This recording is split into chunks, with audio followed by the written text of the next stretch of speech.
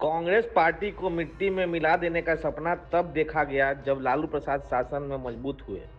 इसके बाद में चुनावी गणित में दोबारा लालू प्रसाद को कांग्रेस की जरूरत पड़ गई थी। यह स्पष्ट हो गया था कि लालू प्रसाद का एमवाई समीकरण तभी एकजुट रहता है जब कांग्रेस का साथ रहता है। इधर भारत में इंडिया गठबंधन बनाने में शुरुआत तो नीतीश जी ने की थी, परंतु कमान कांग्रेस के पास आ गई थी।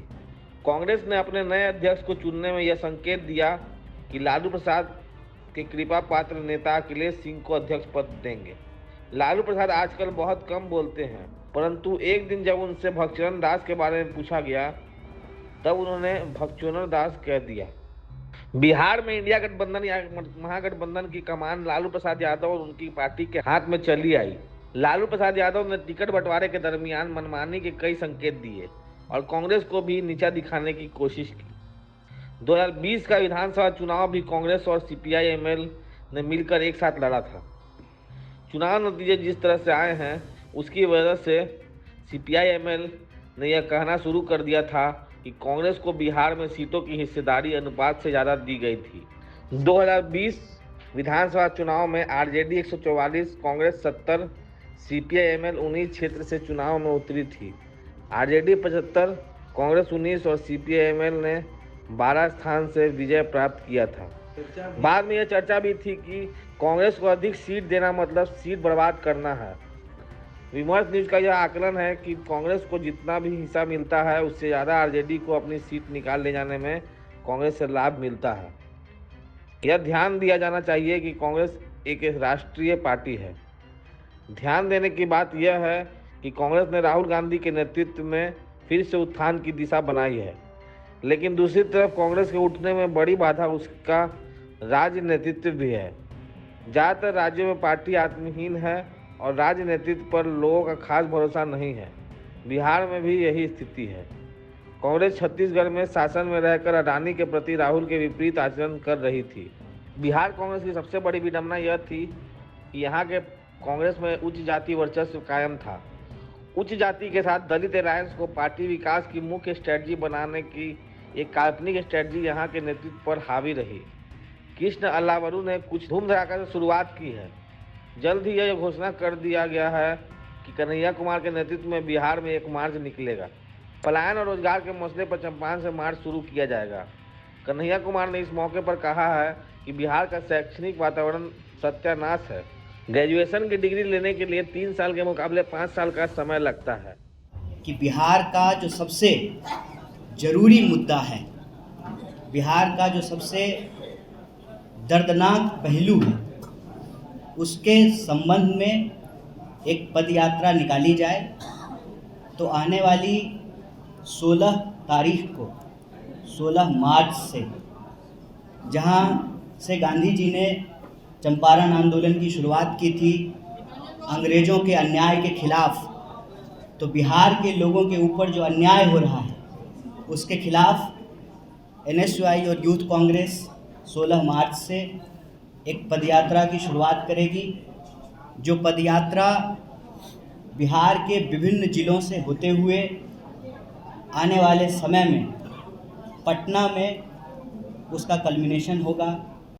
तो बिना नौकरी दिए हुए और बिना शिक्षा दिए हुए, शिक्षा की हालत ये है कि आप सब जानते हैं पंचवर्षीय योजना कहा जाता है ग्रेजुएशन के डिग्री को। क्यों कहा जाता है पंचवर्षीय योजना?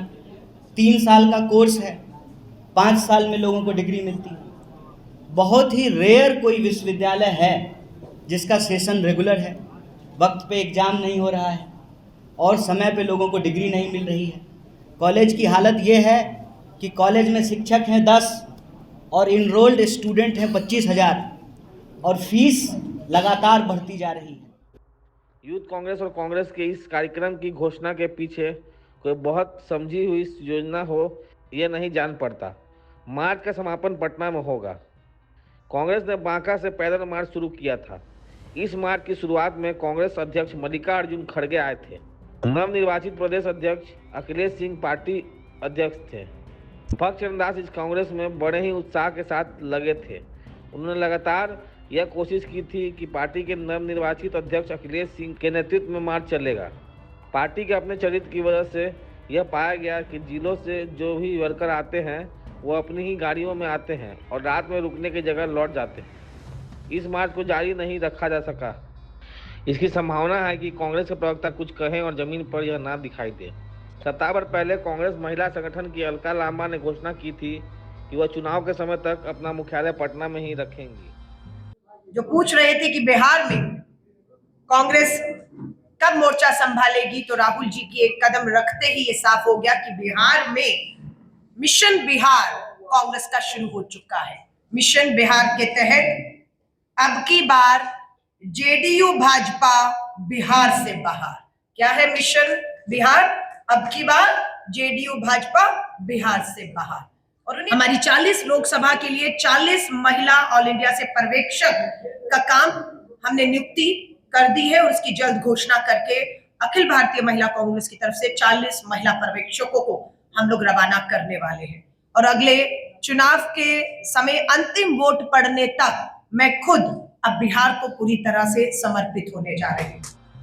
कृष्णा अल्लाबारू ने सदाकत आश्रम की एक मीटिंग में कार्यकर्ताओं को कहा कि बिहार के बूथ स्तर तक प्रतिनिधि अभी से तय कर लिए जाएं। क्या बिहार के सभी बूथ पर कांग्रेस प्रतिनिधि रखना चाहते हैं? इस बात का बिहार विधानसभा चुनाव पर क्या असर होने वाला है, यह अभी से देखा जा सकता है। कांग्रेस बिहार में ऐसी पार्टी हो गई थी जिसकी वजह से विधानसभा चुनाव में ज़्यादातर उम्मीदवार 5000 से लेकर 10,000 वोट पाकर सिमट कर रह जाते थे। बिहार में शासक दल एनडीए गठबंधन के बीच भ्रम बना हुआ है, परंतु विपक्ष को जो मौका मिल रहा है उसके प्रति कांग्रेस की चिंता स्पष्ट नहीं है। आरजेडी किसी तालमेल से सक्रिय होने की जगह पर अकेले स्वयंभू तेजस्वी के मुख्यमंत्री पद की लालसा के साथ सक्रिय है।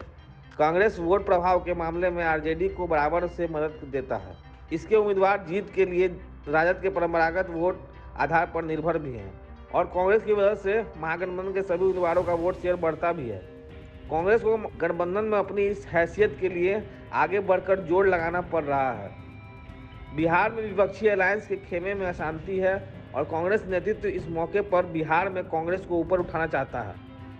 इस समय कांग्रेस नेतृत्व की सक्रियता पर आरजेडी का ध्यान है, परंतु इस सक्रियता पर शंका भी है।